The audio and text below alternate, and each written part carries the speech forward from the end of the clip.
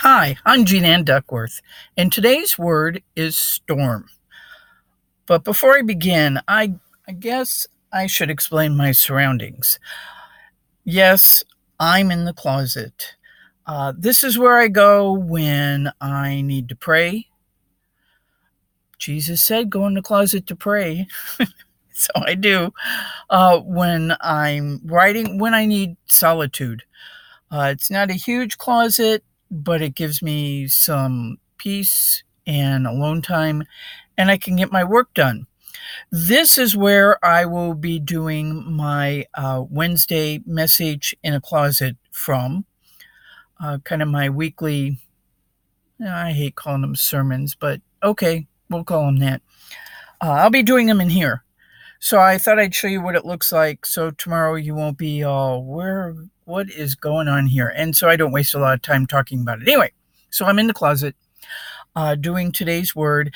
And as I said, today's word is storm. Hurricane Dorian just slammed the Bahamas. I mean, slammed it. And is now working its way up the east coast to the U.S., bringing rain and winds and hopefully not a ton of destruction, but it's bad.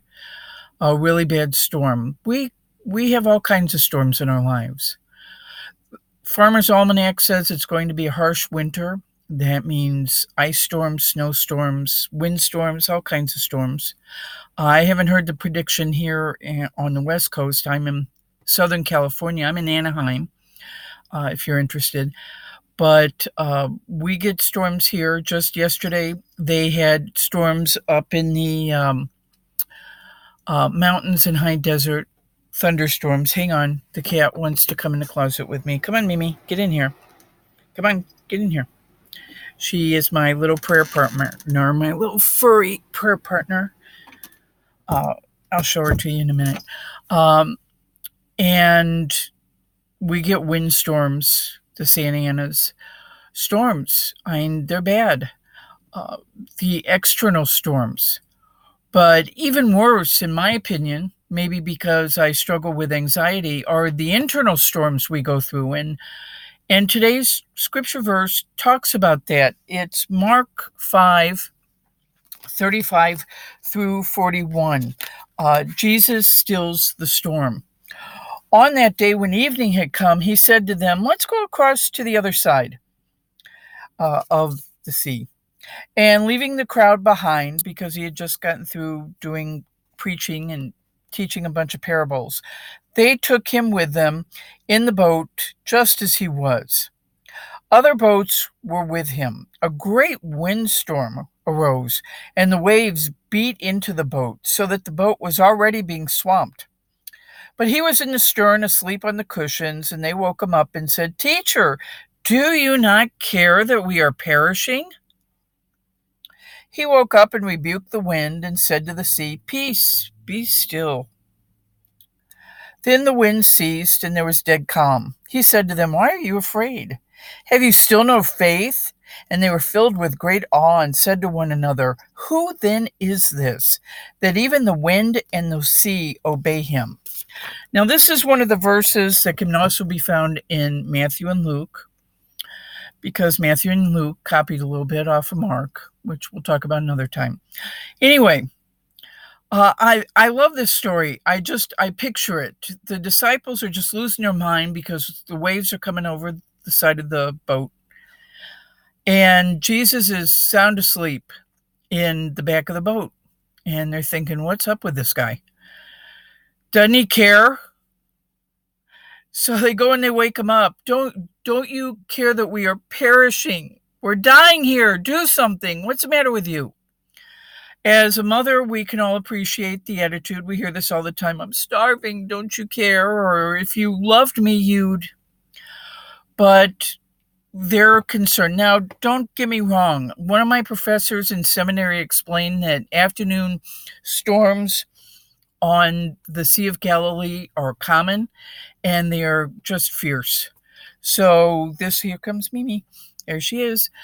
So this wasn't uncommon. No, you can't get up there. There she is, our little tortie.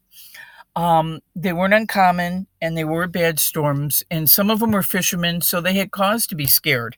No, Mimi, you can't get up here. Not right now. They had cause to be scared.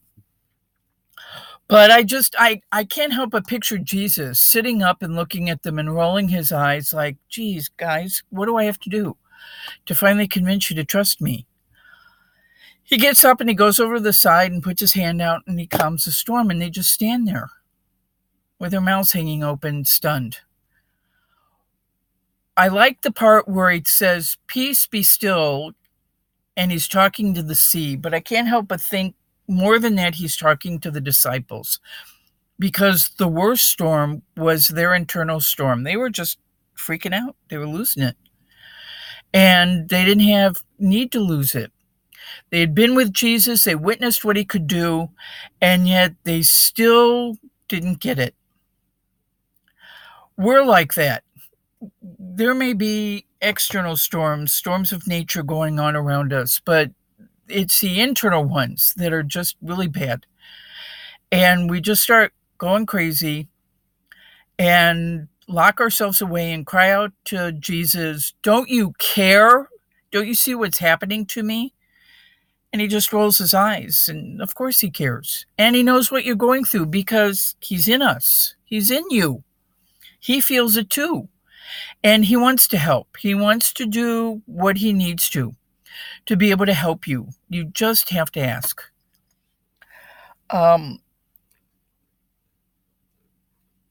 It's those internal storms that cause us so much problem. But like the disciples, we have to keep in mind that Christ is making this journey with us. He's along for this voyage, and he's experiencing it himself. You are just a little ham, aren't you? Just want to get in front of that camera, don't you? Experiencing it himself, and he wants to bring you peace. All you have to do is ask. Today's word is storm. Join me tomorrow for another word. I don't know what it is. I get up in the morning and I pray and I ask the Lord to give me a word. What does he want you to hear? So we'll see what he brings you tomorrow. And in addition, tomorrow's Wednesday, so it'll be my very first message in the closet. Our theme, my theme for this month of September, is change. I'm going to be talking about how God gets excited about change, how we resist change, and how we misinterpret the change that God brings into our lives. Tomorrow I'm just doing an introduction, and then I'll be doing the other 3 for the other weeks in September. 1 message a week for 4 weeks. So until then, have a great day. I'm Jean Ann Duckworth, and I'll talk to you tomorrow. Bye-bye.